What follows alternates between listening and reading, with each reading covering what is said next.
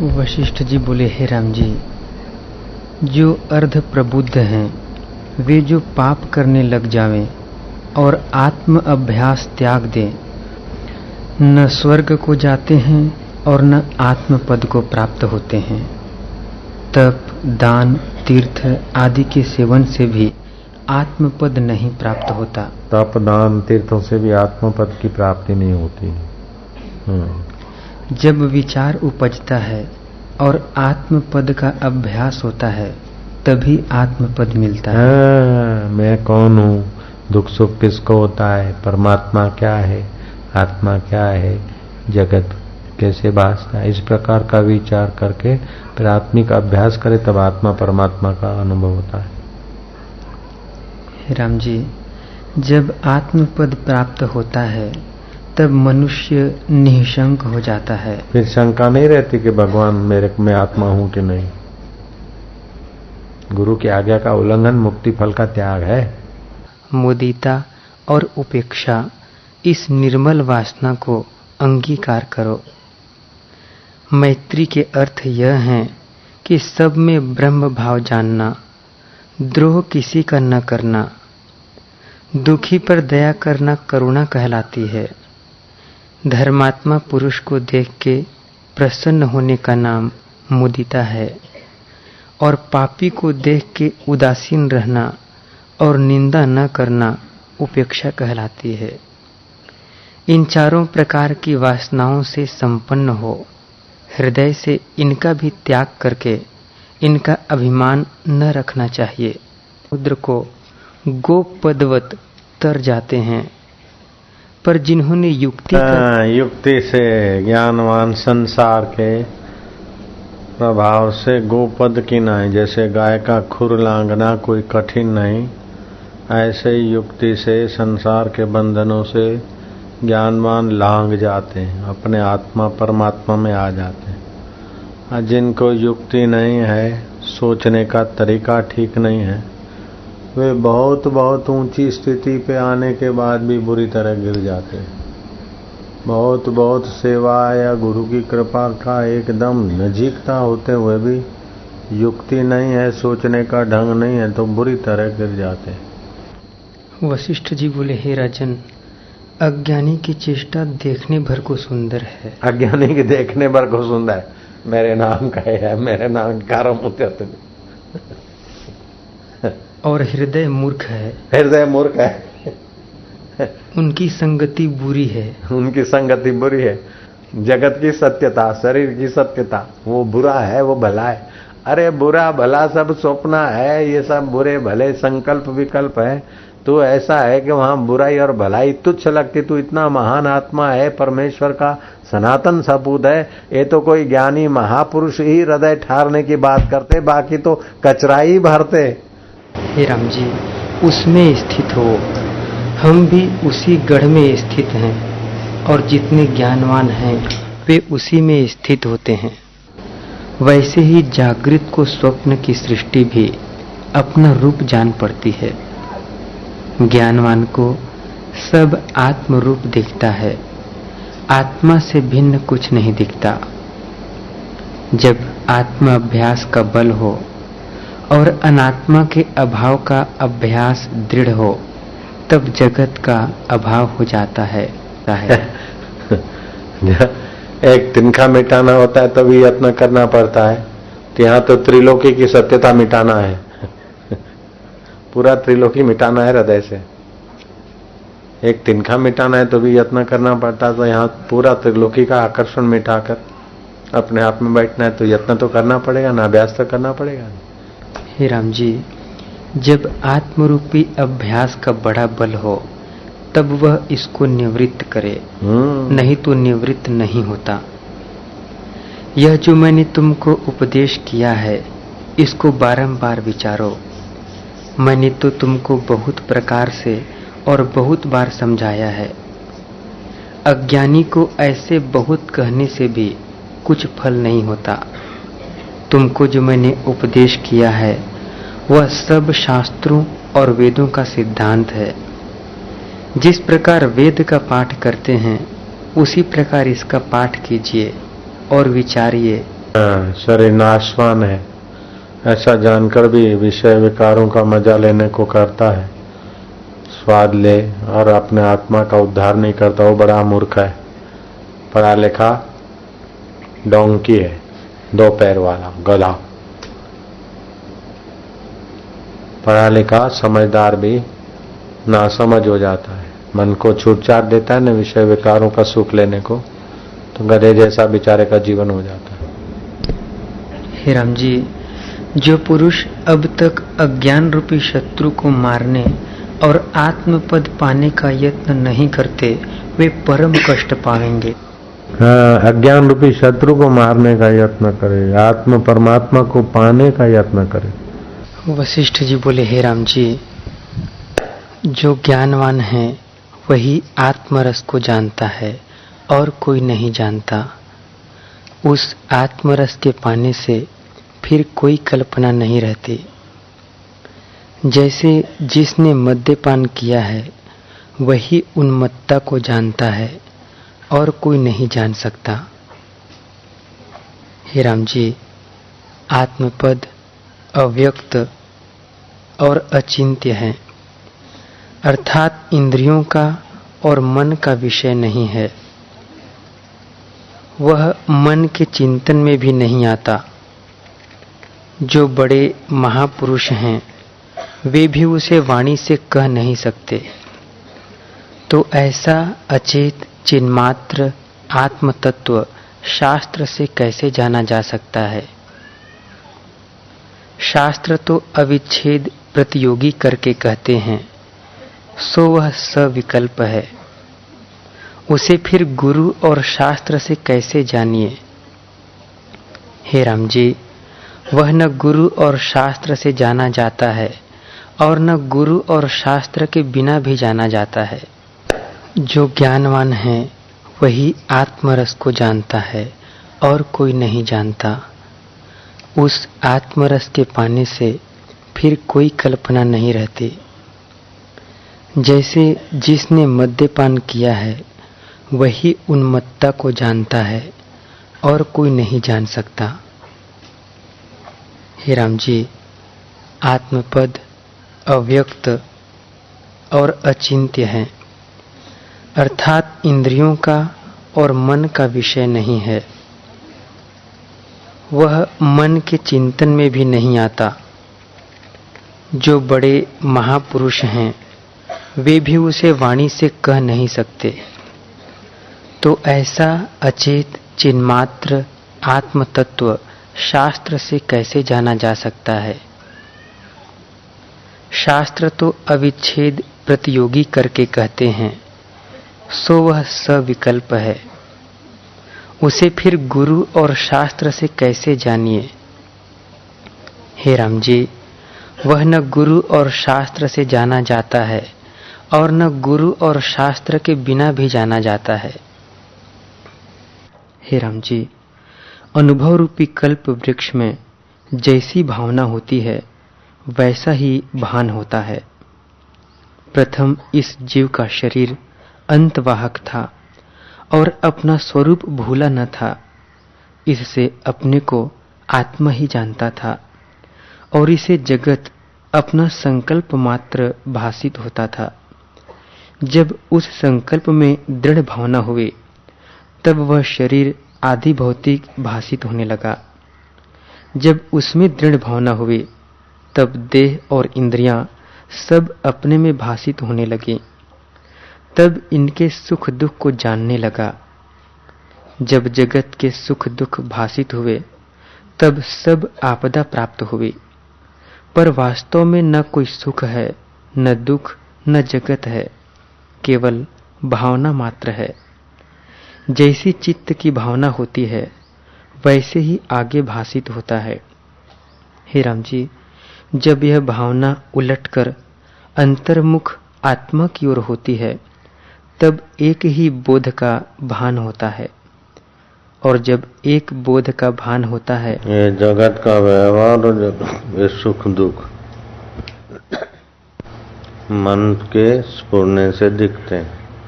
मन में जैसी भावना होती है ऐसा दिखता है और वास्तव में मन की भावना को जानने वाला परमात्मा ही सार है। जातिवाद की भावना, दुखी होने की भावना, सुखी होने की भावना, ये करूं तो ये होगा, ये करूं तो होगा, ये सब मन का खेल है। मन के खेल से परे जो परमात्मा है उसमें ही विश्रांति पाना और उसी के निमित्त सेवा स्मरण करना, यही सार है। साधु संग रूपी एक वृक्ष है और उसका फल आत्मज्ञान है।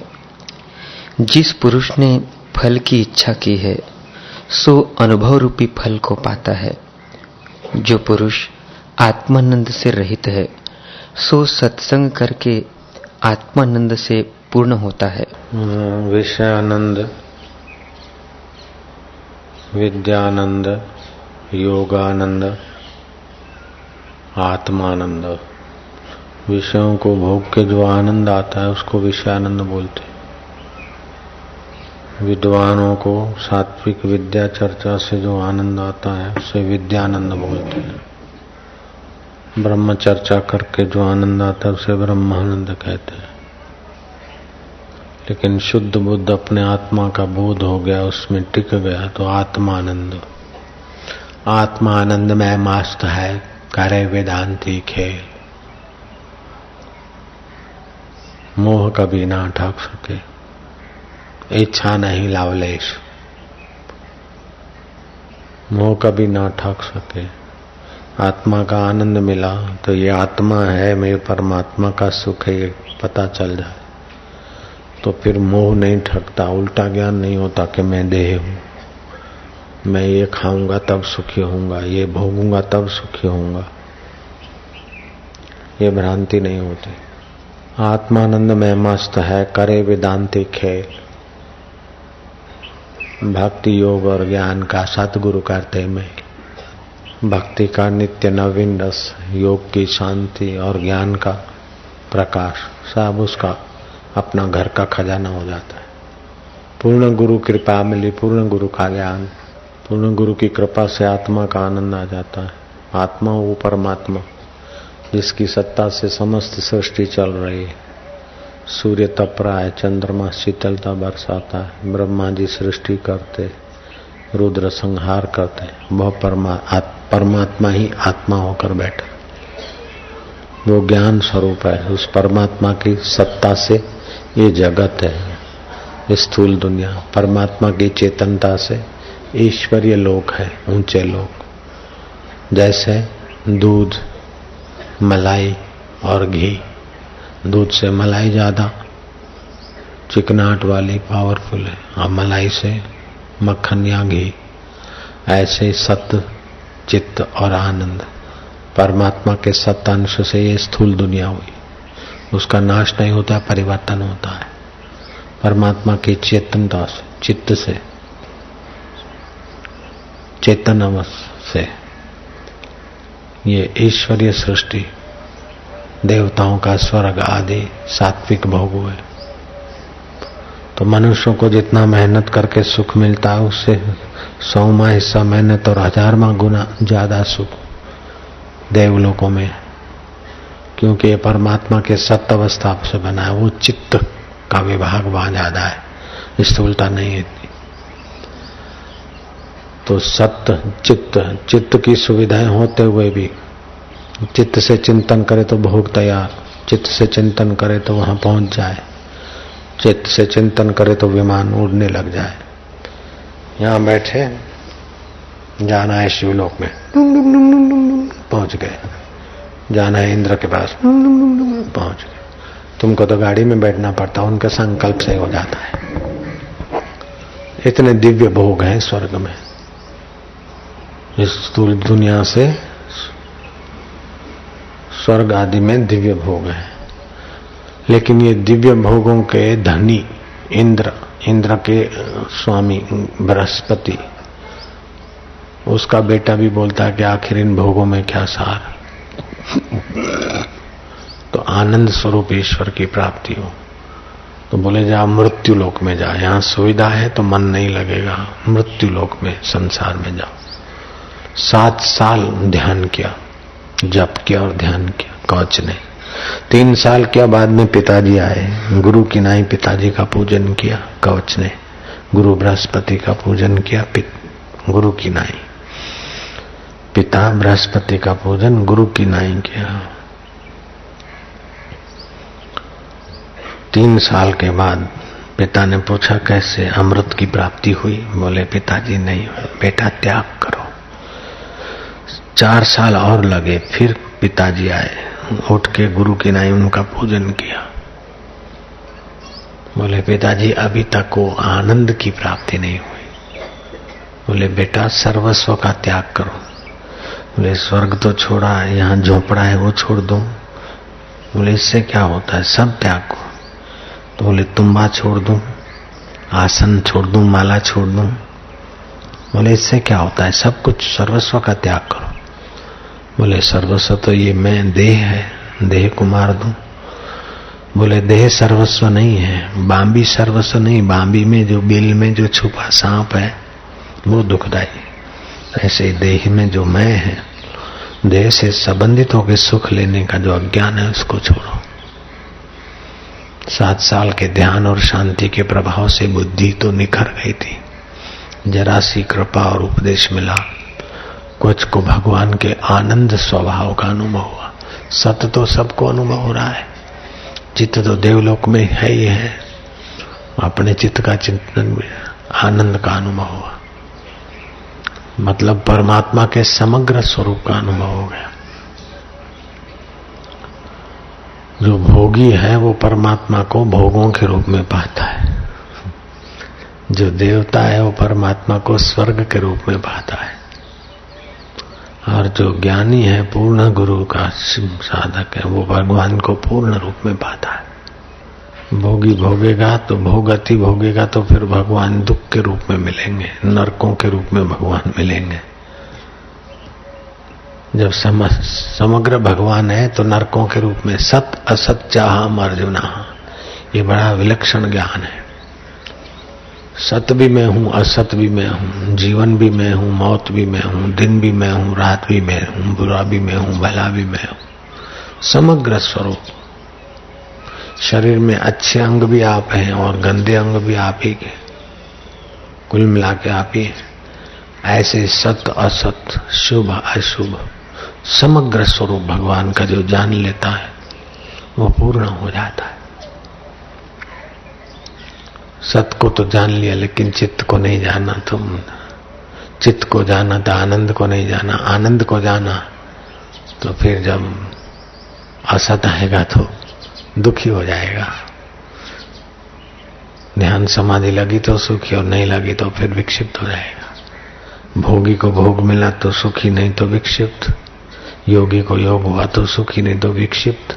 ज्ञानी का चित्त सब अवस्थाओं से पार, सत असत शुभ अशुभ। झूलेलाल का वाहन है मच्छ, ये मछली लगा है ना झूलेलाल का। और शिव जी का वाहन है बैल, विष्णु का वाहन है, विष्णु गरुड़ पे चढ़ते, शिव जी धर्म के प्रतीक बैल पे चढ़ते, झूलेलाल मछली पे चढ़ते, कार्तिक मोर पे चढ़ते, गणपति चूहे पे चढ़ते। तुम किस पे चढ़ते हो? ओडकार पे चढ़ते हो? तुम किस पे चढ़ते हो? तुम दुखाकार वृत्ति आई तो उस पे चढ़ गए, मैं दुखी। चिंता की वृत्ति आई तो मैं चिंतित, भय की वृत्ति आई तो मैं भयभीत।